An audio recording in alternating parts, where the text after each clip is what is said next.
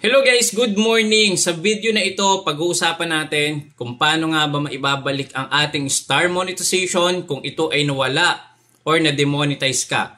Pwede nyo rin gamitin itong video na ito or pwede nyo subukan itong video na ito para mag-request, maibalik ang iyong in-stream ads, ads on Reels monetization. Pero itong video na to guys, based on my experience na ibalik ko ang aking star monetization. 3 buwan po itong hindi na-access dito mismo sa account ko. At wala naman po akong violation. So, ang ginawa ko guys, nag-request ako kay Meta or kay Facebook or sa customer service kung paano nga ba maibabalik yung aking star monetization.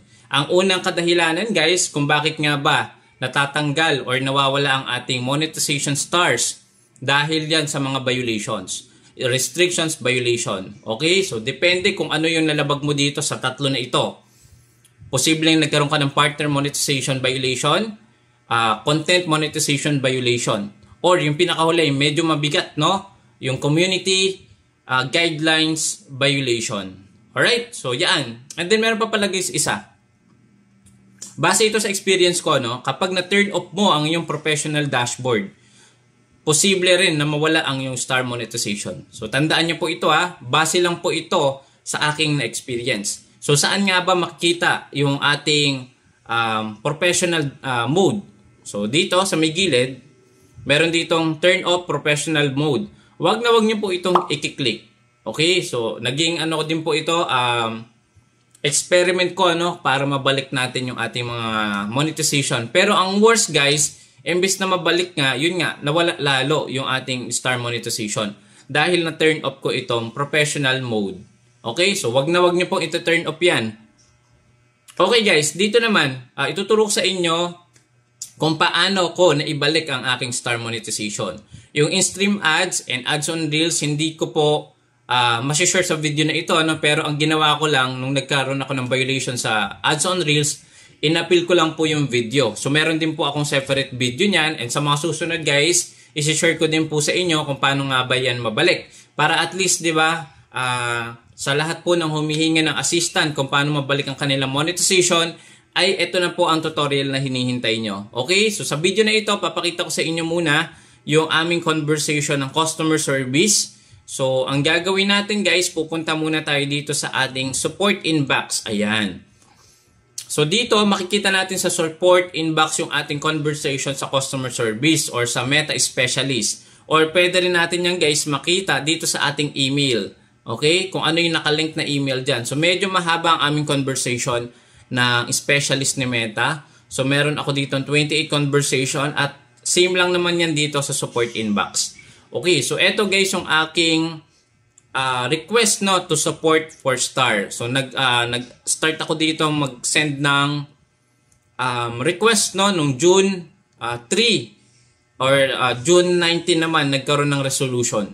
Okay? So ito nga guys yung aming conversation. So makikita nyo guys dito, meron akong previous messages na 28, no? So pag click natin ito guys, makikita mo dito yung pinaka-previous, yung pinaka-umpisa na message ko. Pagpasensyahan nyo na guys, hindi ako magaling sa English. Depende na po yan kung ano po yung i-state nyo doon sa inyong ilalagay sa description. So, ito lang po yung aking nilagay. So, kailangan mong makuha yung URL ng inyong page or personal account. So, tandaan nyo po URL. Okay? So, ituturo ko sa inyo yan. Don't worry. Yung issue, yung product, yung i-click natin.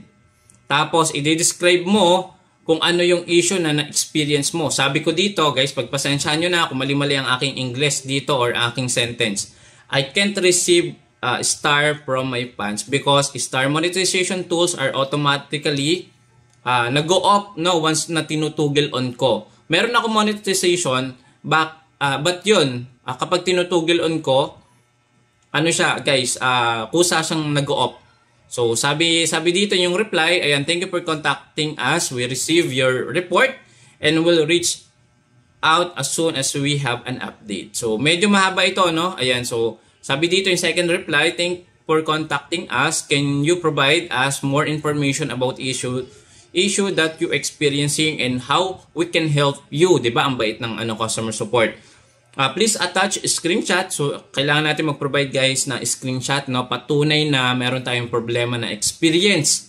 Okay? So, sabi dito ni Lawrence. And, ayun guys. So, sabi ko, ganun pa din. Once na tinutugil on ko, kusang nag-go-off. So, to help trouble this issue, Facebook engineer may need to access your account to reproduce the error. Our engineer will never log back into your account after the issue is resolved. Imagine guys, no? Etong si Facebook, kahit hindi natin ibigay ang ating password, ang ating username, kaya nilang i-access yung ating mga account. Oh, ayan, di ba? So, ito yung patunay na wala akong binigay na username and password. Sila mismo yung nagkalkal dito sa aking account. And ano naman ako guys, confident naman ako na hindi nila i-hack yung account ko kasi nga sila mismo yung Facebook specialist. So, medyo mahaba guys yung conversation, ano? Pero at the end of conversation, ayan, okay na siya. Bumalik na po yung star. Ayan, sabi ko dito, any update? So, sabi dito, our team still currently looking into issue. We will provide update as soon as we get any information from them. Bumalik po ito guys dahil lang po dito sa aking kakulitan na pag-a-appeal. So paano ko nga ba ito ginawa guys? So ituturo ko na po sa inyo. So sana i-share nyo tong video na to kung may mga kakilala kayo nagkaroon ng problema sa stars, ads on reels and in-stream ads. Ito na po yung video na makakatulong po sa inyo at sa kanila. So mga kaibigan nyo, community nyo na mayroong problema sa monetization, ito na po, ituturo ko na po dito. Right? So, ang gagawin natin, kailangan natin guys pumunta dito sa professional dashboard. Okay, mula dito, hanapin nyo po ang inyong professional mode support. Ayan, i-click nyo po ito. Ayan, kapag nandito na po kayo, piliin nyo kung ano yung issue na na-experience nyo. So, sample, ad supports, or star supports, ads on reels, in-stream ads, or payment support. Yan, okay? So ngayon, so sample, ang naging problem ko guys, etong star support. So meron ditong kailangan mong i-fill out. So kailangan mo nga guys dito makuha yung URL ng inyong Facebook. So paano nga ba makukuha ito? So balik muna tayo guys dito.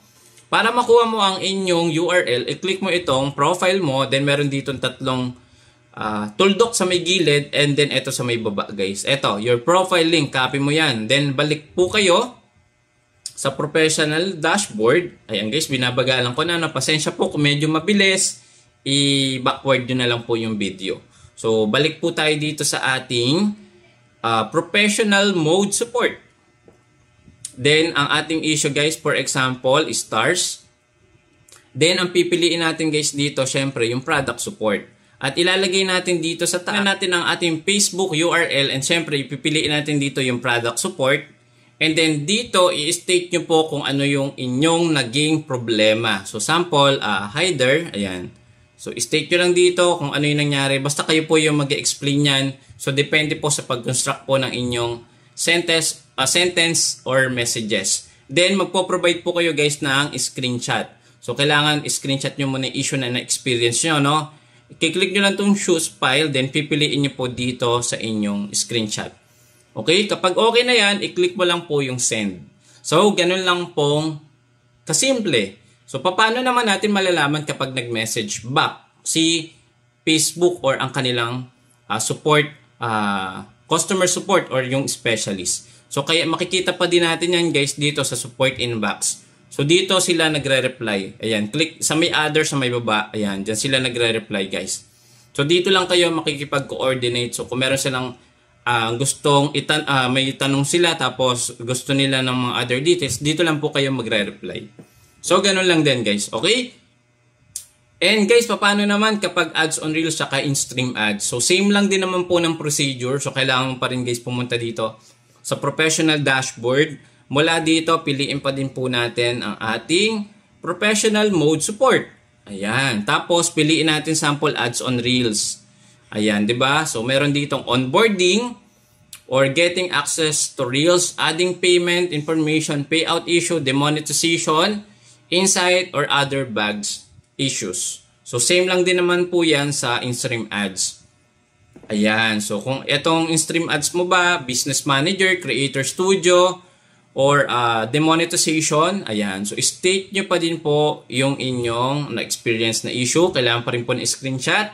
And syempre, kailangan mong i-check itong, patawag dito, I will prepare that Facebook engineer does not access. Itong agreement. Okay? So, ganun lang guys. Thank you so much for watching. And please, pa-share po itong video na to para at least mas marami tayong matulungan ng mga creator na nagkaroon ng problema sa kanilang monetization tools. And don't forget to follow, subscribe to my YouTube channel para sa full guide ng mga video na ito guys. Thank you so much. See you again next time. Bye-bye.